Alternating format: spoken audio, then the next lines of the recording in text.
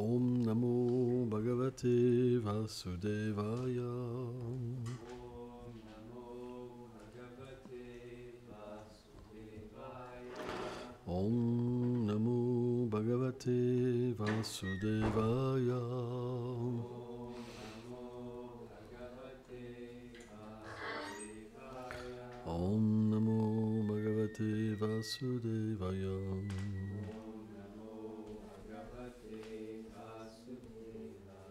Najatum Koravendranam Dordam Dampariram Vite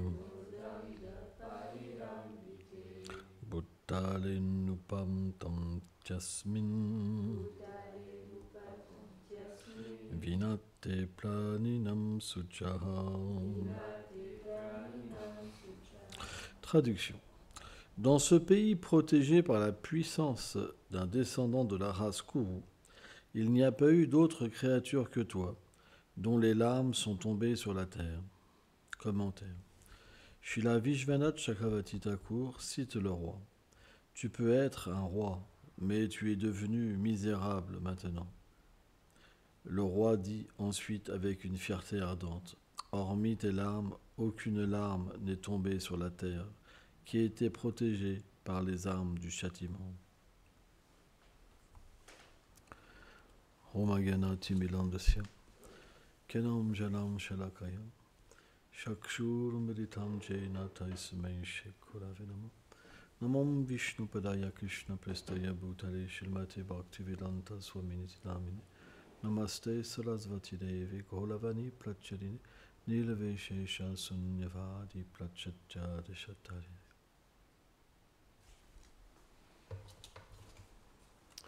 C'est un très joli verset qui nous fait penser que le roi doit être un véritable refuge, puisqu'il est le représentant du Seigneur suprême. Quand Krishna a désiré accomplir la danse rasa,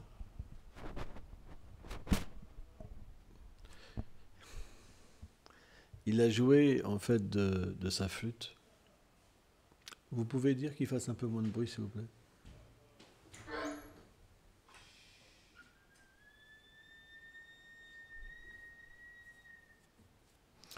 Et lorsqu'il a appelé les gopis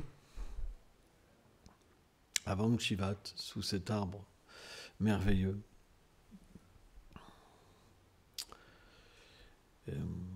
quand les gopis ont entendu donc cet appel, c'est expliqué que c'était tellement puissant qu'elles couraient après leur vie même. Et Srila Vishwanath Chakravarti Thakur explique qu'elles étaient tellement absorbées que même si certaines avaient un chef de groupe, parce que en fait les gopis ont des chefs de groupe, elles sont parties en fait sans même pouvoir réfléchir. C'est ce qu'on appelle la pure spontanéité. Hein. Et c'est expliqué qu'il y avait des millions de gopis, parce que certaines sont parties seules, certaines sont parties en groupe de 3, Vishwanath Chakravarti Thakur explique, certaines sont parties dans des groupes plus gros, mais il y avait des centaines et des centaines de chefs de groupe. Donc il y avait des millions de gopis. Et ce qui est vraiment incroyable, c'est que les acharyas expliquent que tellement leur absorption était forte qu'elles ne pouvaient même pas voir qu'elles couraient tous au même moment, au même endroit. C'est puissant, quand même. Et ça, c'est ce qu'on appelle le purvarag. Quand le moment est venu pour rencontrer Krishna, il y a une telle puissance de désir. C'est d'expliquer que tant qu'on n'a pas cette avidité, on ne peut pas rencontrer Krishna. Même si on est à Boma Vrindavan. Même ceux qui sont nés dans les seins des gopis, qui par une miséricorde spéciale ont pu atteindre Boma Vrindavan, donc la planète où Krishna se divertit, l'univers où Krishna se divertit, c'est expliqué que même s'ils sont à cet endroit-là, que Krishna et Radharani accomplissent ces divertissements, ils ne peuvent pas y assister tant que cette puissance d'attraction n'est pas née en eux. Vous vous rendez compte? C'est particulier. C'est pourquoi les Acharyas expliquent que certaines gopis, elles n'ont pas pu aller rejoindre Krishna. Parce qu'elles n'avaient pas encore un corps spirituel. Leur corps n'avait pas été complètement purifié. Dû à leur sadhana des vies passées, la pratique spirituelle des vies passées, elles avaient pu renaître dans le sein d'une gopi, mais elles n'étaient pas complètement qualifiées. C'est incroyable. Et alors, c'est très difficile de savoir à quel niveau ces gopis étaient. Parce que Srila Vijayanath Chakravarti Thakur explique que pour les sages qui ont vu Ram, par exemple, il y a des sages qui méditaient sur Gopal et quand ils ont vu Ram, ils ont eu cet attrait pour Ram. Mais Ram, on sait qu'il est simplement dans l'humeur d'avoir une seule épouse, Sita. Parce qu'il incarne le roi parfait. Mais en même temps, on sait que le Seigneur, en réalité, tous les êtres ont une relation privilégiée avec lui. Mais il leur a donné la bénédiction qu'il pourrait atteindre, dans l'âge suivant. Donc ils ont médité pendant 1 million d'années avant d'atteindre 1 million d'années. Vous vous rendez compte? Et ce qui est vraiment intéressant, c'est là, Vijayanath Chakravarti Thakur, ils expliquent quand ils ont vu Ram, ils ont atteint, pour la plupart, Bhav Bhakti. Hein? Mais certains étaient plus qualifiés que d'autres. Certaines qui ont pris donc, des corps de gopis, elles ont pu s'associer avec des Nityasilas, les associés éternels de Krishna, comme Radha, Lalita, Vishaka, Chitra Devi, Tungavidya, etc. Et eux, par cette association, ils ont pu développer ce Purvarag. Et alors, c'est très intéressant. C'est très intéressant parce que ceux qui n'ont pas eu cette association-là, ils n'ont pas pu avoir cette qualification et cette pureté. Ils n'ont pas pu atteindre Prem et les stades supérieurs de Prema. Et ça nous revient quand même à comprendre l'importance de l'association des Vaishnavas. Parce que si ça se passe à Boma Vrindavan, ça se passe aussi ici. Si on n'a pas l'association de personnes qualifiées, naturellement, notre sentiment ne peut pas se manifester. C'est pour ça qu'on a besoin de l'association des sadhus, parce que cette réalité, elle existe aussi à Boma Vrindavan. Vous comprenez le point? C'est très important. On pourrait parfois douter, parce qu'on voit plein de dévots s'associer avec plein de sadhus et qui n'avancent pas forcément.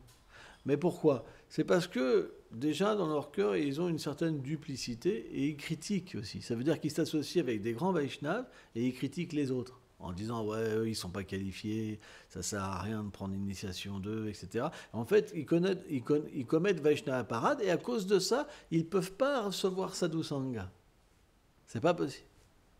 Donc, ils ne progressent pas. Et il y en a plein qui courent après les purs dévots, qui les suivent 10 ans, et pourtant, ils ne deviennent pas des purs dévots. Alors que certains, bien qu'ils soient éloignés des purs dévots, parce qu'ils sont engagés dans une mission de répandre la miséricorde de Chaitanya Mahaprabhu, ils peuvent recevoir le Sadhu Sangha à distance, sans même avoir beaucoup d'associations physiques. Parce qu'on doit comprendre que Krishna est dans le cœur de Chaitya Guru. Et il est le gourou original. On ne doit jamais minimiser la place de Chaitya Guru dans notre développement spirituel. C'est très important. Et quand le gourou n'est pas là physiquement, mais que le disciple est sincère, Krishna il fait tout pour que le disciple reçoive l'association du gourou. Parce que Krishna, il peut prendre toutes les formes qu'il veut. Par exemple, si on regarde dans le divertissement où Brahma a subtilisé les pâtres et les veaux, Krishna a quand même pris toutes les formes des pâtres et des veaux. La seule différence, en fait, qu'il y a, quand même, il y a une petite différence. C'est comme c'était Krishna, les mères, elles ont réciproqué avec leurs enfants, mais Krishna est réciproque avec les mères.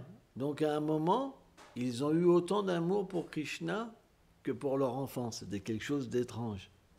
Parce que d'habitude, ils avaient plus d'amour pour Krishna que pour leur enfant. Donc, bien sûr, au bout d'un an, quand Balaram a vu ça, il s'est dit, c'est pas normal. Je pense que toutes ces formes-là sont les formes de Krishna. Et en fait, le jour de l'anniversaire de Balaram, donc un an plus tard, c'est là où Brahma est venu. Et c'est là où Krishna a montré toutes ces formes de Narayan à travers les vaches, à travers les pâtres.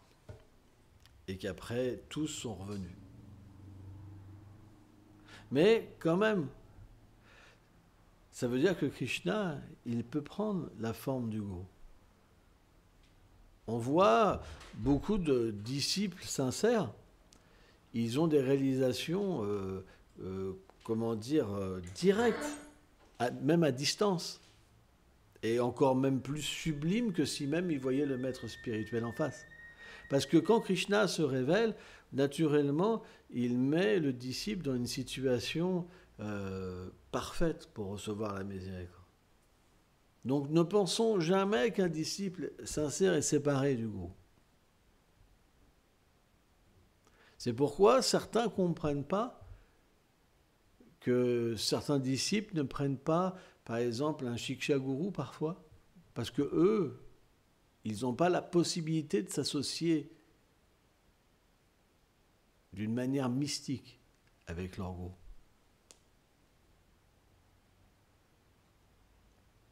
Mais celui qui est véritablement sincère, il n'est jamais seul. Jamais. Et à travers cette association, il reçoit les sentiments spirituels. De la même manière que les gopis qui n'étaient pas complètement qualifiées, elles ont pu, par exemple, celles qui n'ont pas pu sortir pour aller voir Krishna, pour assister à la danse rasa, parce qu'elles avaient encore un corps matériel. Et c'est expliqué qu'elles avaient un certain attachement pour leur mari, quand même. Il y avait quelque chose, les acharyas expliquent. Alors, quand elles ont entendu la flûte de Krishna, donc ça c'est une miséricorde de Krishna, elles ont pu entendre la flûte de Krishna. Et cette avidité, en fait, pour le Purvarag, cette avidité, en fait, elle s'est manifestée de cette manière-là. Et alors, comme elles n'ont pas pu sortir parce que les maris les gardaient avec des bâtons, leurs frères, elles ont médité sur Krishna, parce qu'elles ont voulu abandonner même leur vie qui ne servait à rien, si elles ne pouvaient pas rencontrer Krishna. Or, les acharyas expliquent une chose qui est très intéressante, c'est qu'elles ne sont pas mortes, elles n'ont pas quitté leur corps, parce que c'est quelque chose qui aurait fait du mal à Krishna, parce qu'il n'aurait pas pu avoir eu donné sa miséricorde, vous comprenez ? Si vous prenez naissance à Boma Vrindavan, c'est pour devenir qualifié. C'est pas pour quitter votre corps sans voir Krishna et repartir dans un autre univers. C'est pas ça le truc, vous comprenez ? Ça serait sans fin sans ça. Imaginez-vous, vous naissez dans le village de Krishna, vous ne pouvez pas voir Krishna. Qu'est-ce que c'est que ce truc ?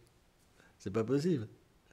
Et donc à ce moment-là, elles ont médité sur Krishna d'une manière tellement intense parce qu'elles avaient eu ce pourvar et là Krishna leur a donné le darshan. En venant lui-même, en fait. Alors ça, c'est d'une manière mystique, et elles ont pu atteindre Krishna. Et là, elles ont reçu un corps spirituel. Et il y a une chose qui est vraiment intéressante dans Gopal Champu, c'est que il y a une histoire, en fait, les gopis originelles, les Nityasiddha, à Golok Vrindavan, c'est expliqué qu'elles n'ont pas de mari, mais elles ont le sentiment d'avoir un mari. C'est ce qu'on appelle l'abhiman. Et cet abhiman, quand elles viennent dans les divertissements de Krishna à Boma Vrindavan, se manifeste sous la forme d'un mari. C'est très intéressant. Bhaktivinoda Thakur révèle ça dans Jivadharma. Alors c'est un peu technique, mais c'est intéressant. Mais Yogamaya, parce que c'est pas possible qu'une gopi, parce que les gopis, en fait, elles sont des émanations de la puissance de plaisir de Krishna. Donc elles ne peuvent pas être touchées par quelqu'un d'autre que Krishna. Mais comme elles ont un mari, Yogamaya, en fait, fait l'arrangement pour qu'elles aient un double. Ça veut dire qu'il y a une autre gopi qui a la même forme et qui relationne avec le mari. C'est incroyable, quoi. Et des fois, alors, ça apparaît et des fois ça disparaît. Mais dès qu'elles ont besoin de rencontrer Krishna, elles n'ont aucune opposition parce qu'il y a un double qui se manifeste. Et donc jamais personne ne pense qu'elles sont avec Krishna. Mais en vérité, Krishna est comme leur époux éternel, en fait. C'est pourquoi, dans la relation avec les gopis et Krishna, il n'y a pas d'impureté. Et ça, c'est difficile à comprendre, parce que quand on lit, par exemple, le Bhagavatam, tous ces détails ne sont pas comptés. Vous comprenez? Et donc, les gens y pensent simplement, c'est de la concupiscence. Et c'est au nom de cette ignorance qu'en Inde, vous avez des soi-disant avatars, qui sont des faux avatars, qui sont des petits yogis, qui accomplissent la danse rasa avec des femmes mariées, en fait. Et c'est un scandale, c'est ce qu'il y a de plus bas. Ça se passe en Inde. Ça se passe vraiment. Mais en fait, les gopis, elles sont simplement liées avec Krishna et avec aucune autre personne. Elles n'ont aucun lien avec des maris ou ceci. Rien du tout. Donc ça, c'est une subtilité qui est importante de comprendre, parce qu'on pourrait, à un niveau néophyte, avoir des fois des doutes. Vous comprenez? On pourrait se dire quand même, c'est immoral, Krishna il appelle les femmes mariées avec sa flûte comme ça, toutes viennent comme ça. Mais en fait, on pourrait se dire, mais pourquoi il y a ce sentiment extra-conjugal? Pourquoi elles ont ce sentiment d'être mariées? C'est parce que, en fait, dans ce jeu d'amour, le fait qu'elles pensent être mariées, les gopis, ça crée des obstacles et ça augmente en fait la joie de se rencontrer. Elles ont l'impression d'avoir des obstacles pour rencontrer Krishna. Et c'est ça qui fait en fait les gloires de ce sentiment extra-conjugal amoureux, c'est qu'il a vraiment une douceur particulière. C'est pourquoi c'est expliqué, c'est le plus haut sentiment. Parce que ce sentiment, naturellement, il demeure caché. Quand vous aimez quelqu'un, mais que ça doit être caché, ça prend une substance encore plus forte. Vous comprenez? Parce que vous avez l'impression que vous n'êtes pas libre d'aimer. Et cet amour devient de plus en plus fort. Vous comprenez? C'est pourquoi ce sentiment existe dans le monde transcendantal. Et il devient perverti lorsqu'il est dans le monde matériel et qu'une femme trompe son mari avec un amant. Et ça, c'est la chose la plus basse. C'est pour ça on dit ce qui a le plus élevé dans le monde spirituel, c'est ce qui a de plus bas dans le monde matériel. Mais une chose qui est encore très importante à comprendre, c'est que tout ce qui existe dans le monde spirituel doit exister dans le monde matériel. C'est pourquoi tout existe dans le monde spirituel. Vous pouvez avoir une certaine jalousie, mais c'est une jalousie pure. Vous pouvez avoir une certaine envie, mais c'est une envie pure. Vous pouvez avoir une colère, mais c'est des colères amoureuses. Tout est pur, tout est amour. Mais simplement, tout existe pour développer plus d'amour. Alors que dans le monde matériel, c'est tout l'inverse. Quand on développe de l'envie, on ne peut pas dire qu'on développe de l'amour. Vous comprenez? Quand on est jaloux, on ne peut pas dire qu'on développe de l'amour. Ceux qui ont déjà été jaloux, ils savent ce que c'est. La jalousie, ça rend fou. Ça fait développer une colère. Vraiment, vous voulez tuer la personne. Quand vous êtes jaloux, vous pensez à tuer. C'est très puissant. La jalousie, c'est... Attention. Ah ouais. Vrai, hein, Ah bah oui, un homme, c'est ça qu'il pense. Je vais le tuer. C'est de la jalousie. Hein. Quand quelqu'un est jaloux, moi je sais, quand j'étais matériel, j'étais très jaloux. Moi, rien qu'un tout petit truc, là, c'était fini. Ouais. Parce que c'est la conception matérielle, c'est ma possession. C'est à moi. Et dès que quelqu'un touche la possession, alors, si on a un tempérament assourique, démoniaque, on va à l'extrême tout de suite. Hein. Vous comprenez? C'est comme ça. C'est pour ça que j'ai préféré me libérer de la vie famille, la vie de famille. Ça ne pouvait pas être mon truc. Maintenant, il n'y a plus de jalousie, il n'y a plus d'envie, tout ça. Je suis peinard, je suis paisible. Voilà. Hein. Hein. Sans ça, je ne sais pas si je m'en serais sorti dans cette vie. Donc voilà. Euh, donc l'importance de l'association, elle doit toujours être considérée. Quand vous lisez les livres, quand vous écoutez, il y a le principe de l'association. Alors c'est difficile, c'est vrai, on vit dans le monde matériel et on ne peut pas faire autrement que d'avoir quand même de l'association qui n'est pas toujours bonne.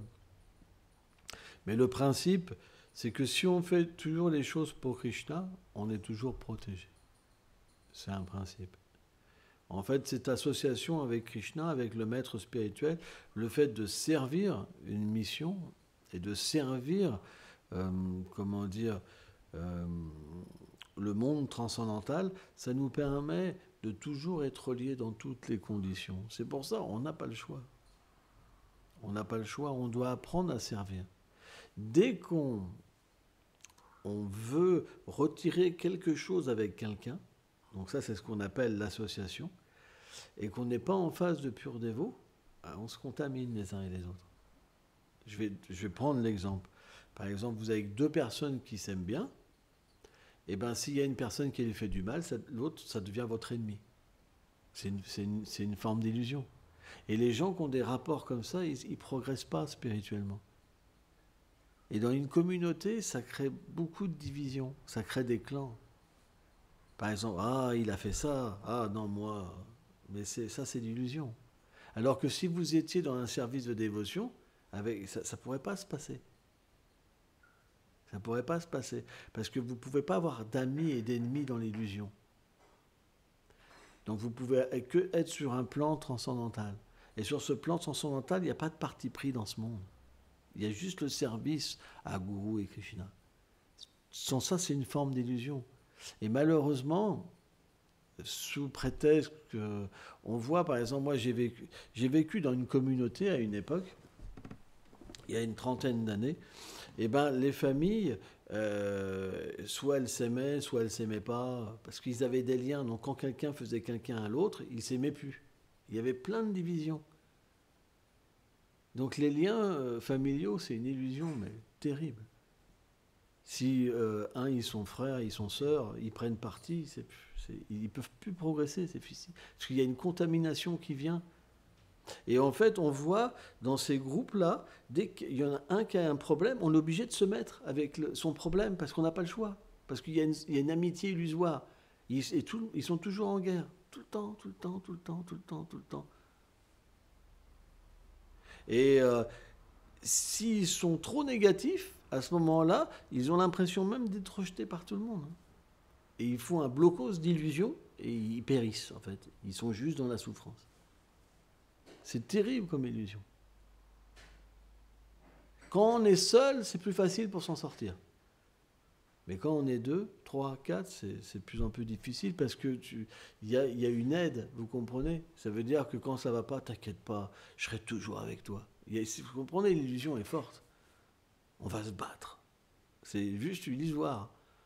Alors quand vous êtes tout seul, à un moment, j'en ai marre tout seul. J'en ai marre et puis on craque et puis on reprend notre place. Mais dès qu'on a ce système d'illusion qui vient en nous à plusieurs, c'est difficile de s'en défaire. Hein. Il y en a, ils n'arrivent jamais même en une vie, même en plusieurs vies. Hein. C'est pas évident. C'est pourquoi on doit vraiment bien comprendre le principe de l'association. C'est super important. C'est difficile, mais il faut bien le comprendre. Si on le comprend, à ce moment-là, on va véritablement être d'une nature équanime. On ne pourra pas prendre parti. Si on voit un dévot qui souffre, on sera obligé de l'aider. Mais ceux qui prennent des partis, ils ne peuvent pas ressentir ça. Ils condamnent les gens, parce que s'ils ne les condamnent pas, l'autre dit « Mais qu'est-ce que tu fais? Tu fais quoi là? Mais c'est notre ennemi là. Tu fais quoi là? Tu ne condamnes plus. Vous ne pouvez pas, vous comprenez? Parce qu'il y a une amitié. Mais c'est une contamination très subtile, qui est difficile à voir, parce que vous dites, mais je ne peux pas abandonner mon ami. C'est comme par exemple un chien.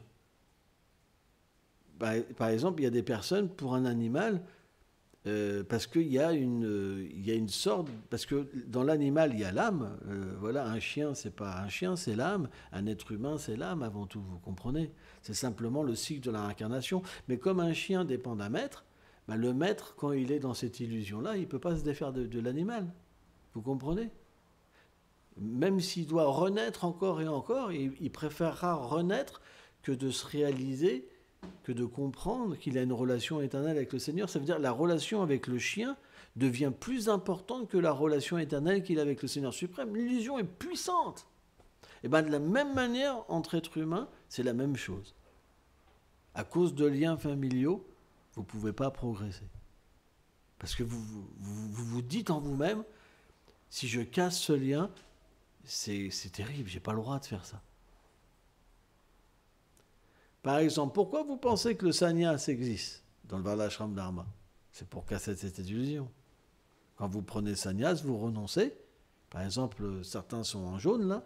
C'est pour renoncer à cette illusion-là. Mais si vous la renoncez pas, si vous cassez pas cette illusion, il n'y a pas de renoncement. Vous comprenez? Donc vous pouvez vivre dans un monastère en étant dans l'illusion.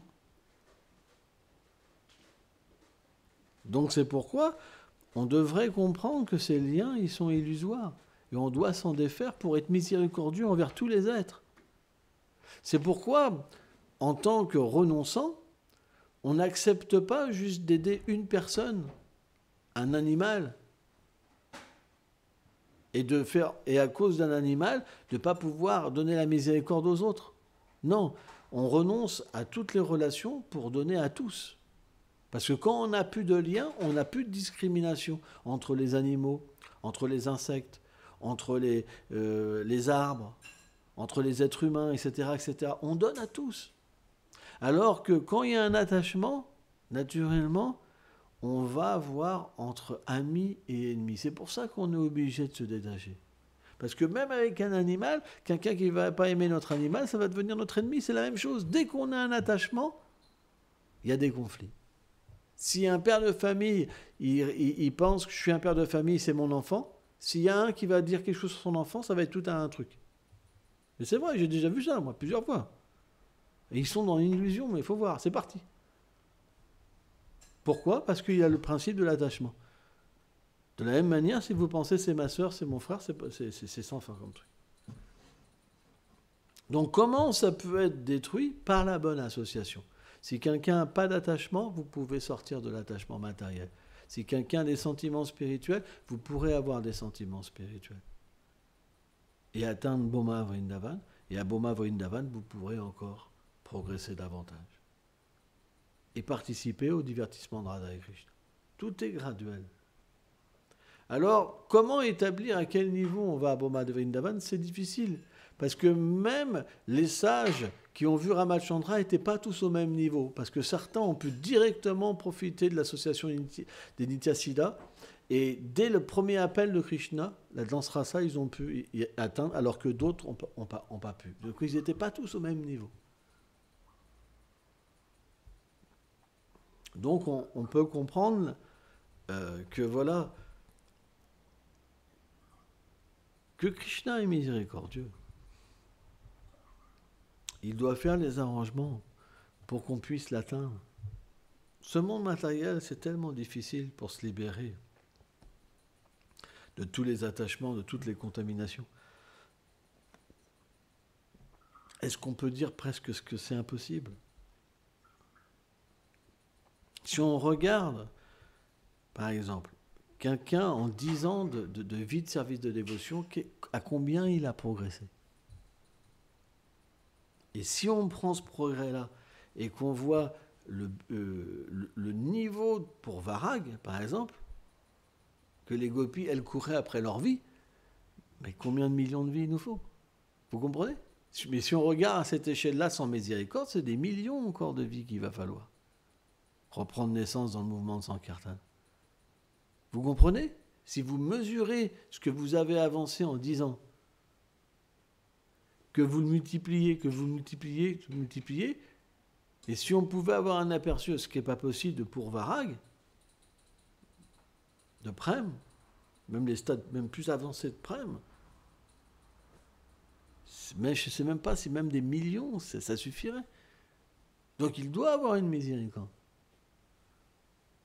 C'est pour ça que dans cet âge, il y a une miséricorde spéciale. Parce que même si on n'est pas qualifié, par la miséricorde d'un Vaishnava, on peut atteindre. C'est ce que Bhaktivinoda Thakur explique.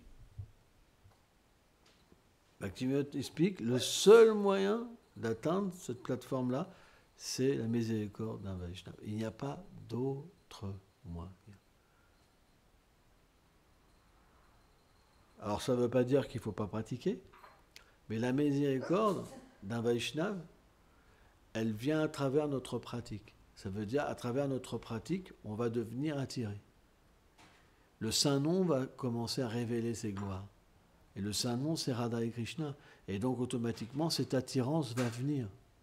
Et à un moment, elle sera tellement forte que le darshan, le fait d'atteindre la demeure de Krishna, même en étant dans un corps humain, va pouvoir se faire. C'est très important. C'est pour ça qu'on doit continuer, mais d'une manière pure. Et le principe de l'association, faites attention. Vous pouvez dans une vie ne pas progresser à cause de ça, juste ça. Parce que vous identifiez en tant que sœur, en tant que frère, et vous prenez parti. Juste ça, ça suffit pour ne pas progresser. Parce que dès que vous êtes en animosité envers un être vivant, Krishna se retire. Si vous êtes vous prenez parti pris, Krishna se retire. Kapila-dev explique, celui qui m'adore, mais qui ne me respecte pas dans le cœur de tous les êtres, je n'accepte pas l'adoration. Donc faites attention. Quand vous parlez sur quelqu'un, blablabla, parce que vous n'aimez pas, parce qu'il y a ceci, cela, vous gâchez votre vie spirituelle. Vous vous conditionnez matériellement. Et c'est pourquoi il y a de la souffrance après. Il n'y a plus de goût dans le chant. Dès que blablabla, après le chant, il s'en va. Fini, plus de goût. Vous galérez pour chanter, c'est tellement long. On les voit même chanter 16 tours ou 32 tours, ça leur prend tellement de temps. Ils n'ont pas de goût. Mais par contre, la bouche, quand il faut critiquer, il y a du goût. Vous comprenez? C'est le processus qui est inversé. Vous avez plus de goût à prendre parti avec vos frères et vos sœurs sur une personne que de chanter. Et ça, c'est le symptôme même d'une personne qui est mal située, qui n'a pas compris l'essence de la vie spirituelle. Donc elle ne pourra pas progresser. Et ça, il faut reprendre ça à la base. C'est très important. Vos liens corporels, ça vous détruit. Vous devez être des amis, au contraire. Quand un homme et une femme se marient, c'est pour s'aider à se détacher. Et bien de la manière, des sœurs ou des frères qui sont nés dans une même famille, ils devraient s'aider à se détacher. Et pas à tomber dans cette illusion. Or malheureusement, dans les communautés, on ne voit que ça. Je comprends pas parce que moi, c'est pas que je vois. De quoi? Qu'est-ce qui se passe? Ce lien-là, tu dis que c'est que pour lui et que... Attends. Je comprends pas parce que moi, c'est pas ce que je ressens. Bah, en fait, Parce que moi, ça fait longtemps que... déjà, premièrement, il faut lever la main avant de poser une question. Et puis, c'est pas toi que je vise, c'est un cas général. Tu généralises cette chose-là alors que c'est pas que ça. C'est ce que je viens d'expliquer à l'instant. Que normalement, hommes et femmes, quand ils se marient, c'est pour s'aider à se libérer. Et que c'est ce que je viens de dire. On dirait que tu as des bouchons dans les oreilles. Et que frères et sœurs, ils devraient s'aider à sortir de l'illusion. Je viens juste de dire ça à l'instant, mais tu ne l'as pas écouté. Comment ça se fait que tu n'as pas pu écouter? Parce que tu dis ça normalement, mais ici, ça se passe jamais. C'est ce que tu as dit. J'ai jamais dit ça. Si, tu as dit ça à la suite. Tu as dit ça se fait jamais comme ça. Dans les communautés. Ça se fait jamais comme ça. Moi, c'est ce que j'ai vu souvent. Ça se faisait pas comme... Après, c'est une généralité. Il y a des cas à part. Toi, tu es à part. Non, mais excuse-moi, toi, tu n'as pas de problème. Avec ça, il n'y a pas de problème. Tu ne prends pas de parti. Toi, tu ne prends pas de parti. J'ai pas dit ça. Alors, donc tu fais partie des gens qui sont tombés dans ce piège. J'ai dit que j'étais pas parfaite et que... Non, mais... J'ai dit que... Non, mais 2 secondes. Entre sœurs, des fois... Non, mais 2 secondes. Prends pas sur le faux ego. 2 secondes. Le point, je te pose la question. Est-ce qu'à cause de ce lien, tu t'es jamais fait avoir? Dis-moi la vérité. À cause de ces énergies. Est-ce qu'à cause de ces liens de parenté, tu n'as jamais pris parti pour ta sœur, par exemple? Dis-moi la vérité. Ça peut arriver. Ça peut arriver. Donc ça veut dire que cette illusion, elle est réelle. Donc, puisque tu as renoncé. Mais des fois, on cède aussi entre. Attends, je comprends. Si, il y a des personnes, ils n'ont pas de lien de parenté et ils prennent parti pour l'autre aussi. Attends, Il n'y a pas mais de différence. tu vois attends, pas 2 secondes. Mais tout ça, ça existe. Il n'y a pas de problème. Mais je parle, il y a une contamination dans ces liens aussi de parenté. Parce qu'on pense, c'est ma sœur, je vais la défendre quand elle a un problème. Ça ne serait pas quelqu'un qui serait ta sœur, tu dirais, bon, c'est pas mon problème. Bah non, je vois pas ça. Voilà. Mais la plupart des gens sont comme ça dans le monde matériel. Tu vois pas, mais moi je t'ai vu tellement de fois prendre parti. Tellement de fois.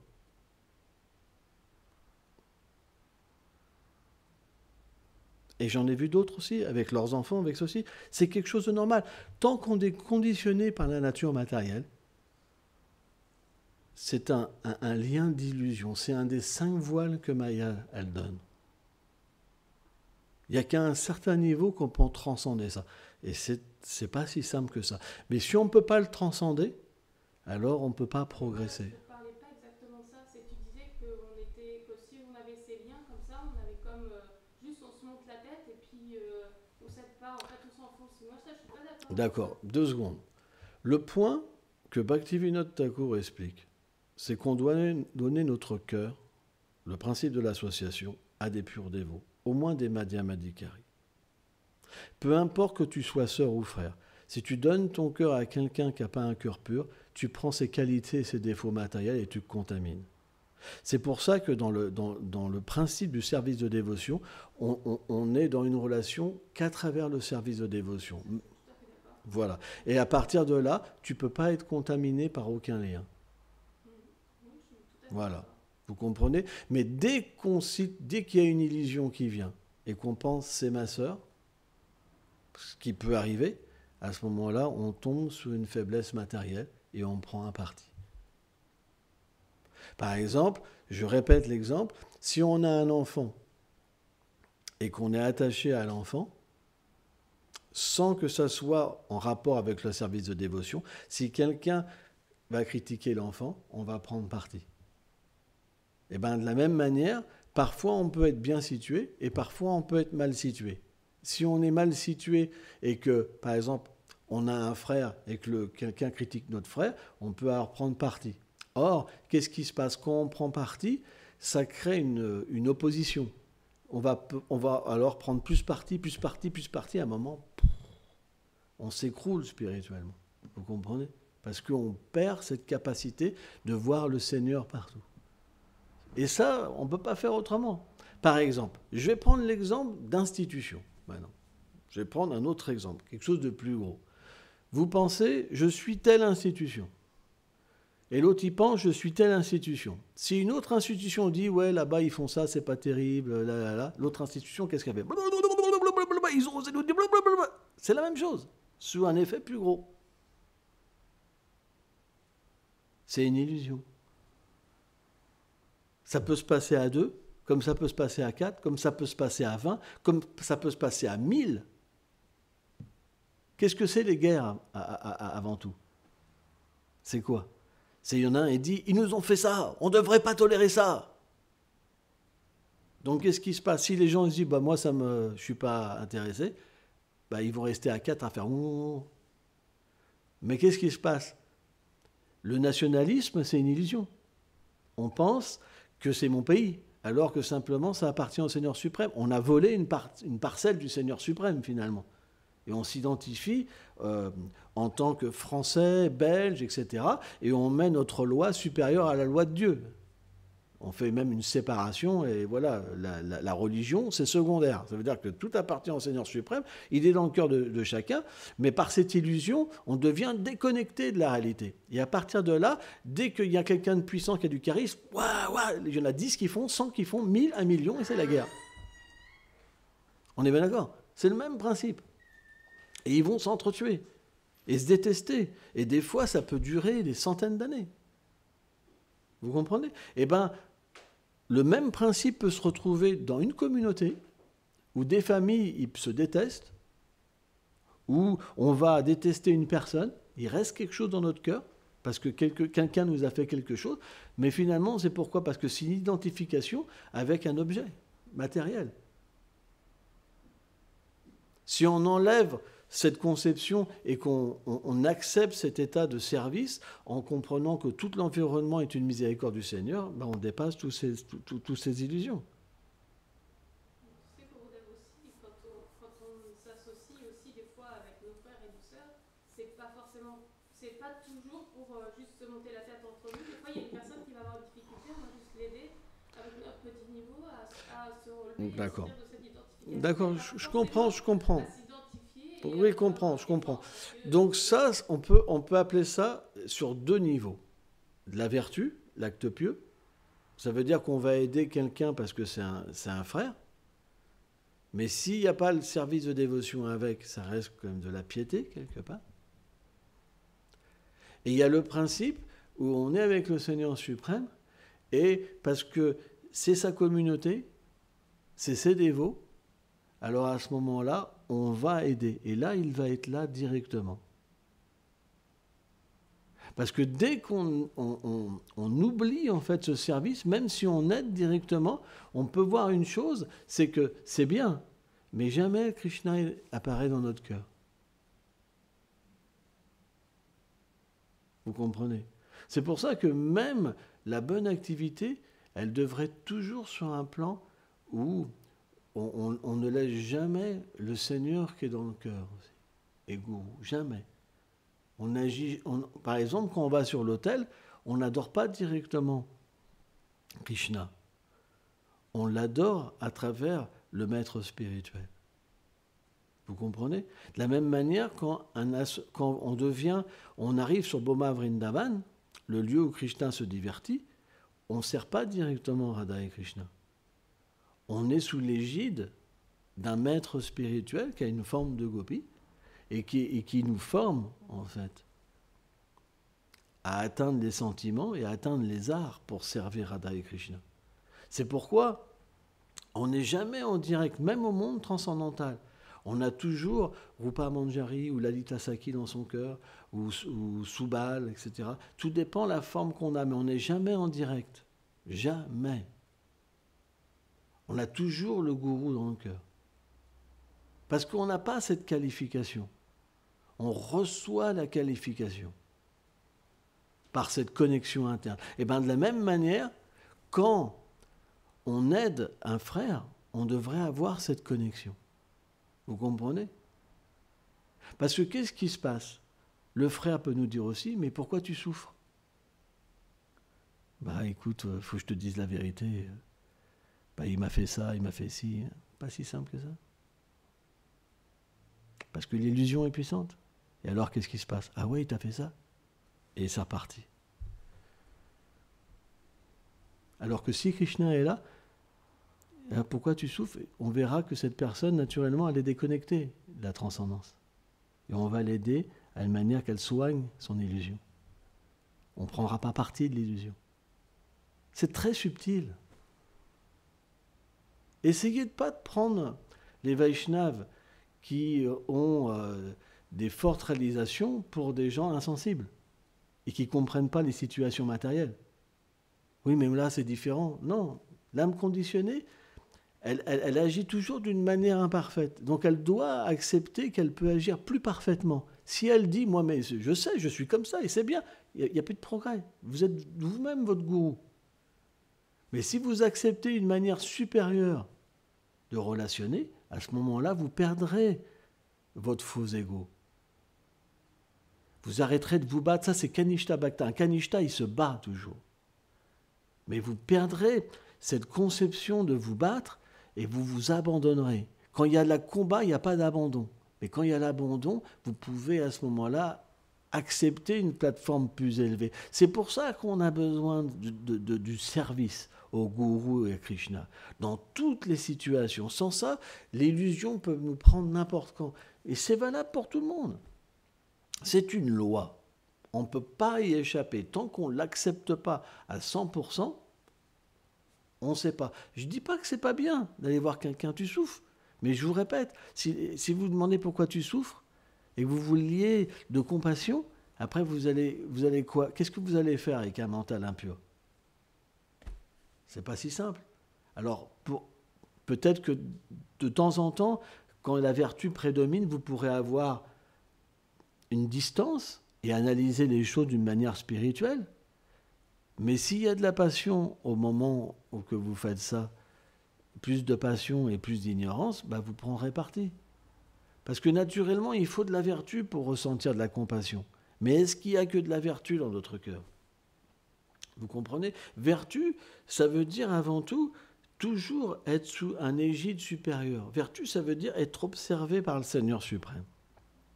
La Bopa Shanti. On ressent ce lien dans notre cœur. Et à travers ce lien, on agit pour son plaisir. À partir de là, il est toujours là pour nous protéger. Regardez, on lui explique la philosophie, elle prend les choses mal. C'est qu'il y a un problème. Malheureusement, il y a un problème. Je suis le loup-garou, je suis devenu le loup-garou. Ouh, le loup-garou. Voilà. Et je suis triste, je ne vois pas. Si tu vois toi... Alors, 2 secondes. Attends. Attends. Oui. D'accord. Maintenant, je vais te poser une question. Je suis obligé d'être un peu dur des fois. Si tu vois, est-ce que moi, je ne peux pas voir ce que tu vois? Je te pose la question. Toi, tu vois toujours les gens qui sont mieux que ceux qui sont... Voilà. Est-ce que ton cœur, il est pur? Non, j'ai pas dit ça. Est-ce que je peux pas comprendre ce que tu comprends? C'est pas que je rabaisse. J'essaye simplement d'amener les gens sur un plan supérieur. Et ça, c'est important. On doit progresser ensemble. Un papa, parfois, il dit à un enfant que c'est pas bien. Et pourtant, l'enfant, il fait ce qu'il y a de mieux. Et c'est décourageant. Mais le papa, est-ce qu'il n'a pas le droit de vouloir que son enfant aille plus loin? Est-ce que c'est une mauvaise chose ou une bonne chose? Je sais que Kamala Manjari, elle fait de son mieux. Je sais que Janava Devi fait de son mieux. Je sais que Balaram fait de son mieux. Je sais que tout le monde fait de son mieux ici. Parce que vous ne serez pas là sans ça. Mais est-ce qu'un papa qui a des enfants ne va pas vouloir que son enfant fasse encore mieux? Donc dans ce moment-là, qu'est-ce qui se passe? Eh bien, il y a un malaise parce que l'enfant il dit « Mais moi, je fais tellement, je me donne complètement. Et mon papa, il ne comprend pas ce que je fais. » Il comprend, mais il veut plus, le papa. Il veut amener quelqu'un dans le monde spirituel. Et dans ce moment-là, ça fait mal. Parce qu'on ne se sent pas compris. Vous comprenez? Mais ce n'est pas qu'on ne comprend pas. C'est qu'on veut amener une personne plus loin. C'est ça l'amour. Et dans ce moment-là, on est déchiré. Parce qu'on fait ce qu'il y a de mieux. Et on pense qu'on ne nous comprend pas. Vous comprenez? Mais c'est l'amour, ça ne veut pas dire que simplement on dit toujours à quelqu'un c'est merveilleux, c'est merveilleux, c'est merveilleux. Non, on va donner un enseignement pour aller plus loin. Parce que cette forme d'illusion, elle accompagne tout le monde. Tout le monde tombe dedans et c'est normal. Donc c'est important d'en parler. C'est important.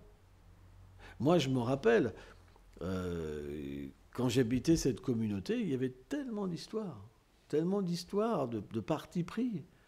Et c'est vraiment dommage. Je me rappelle, il y avait une Mataji, une jeune qui voulait se marier avec un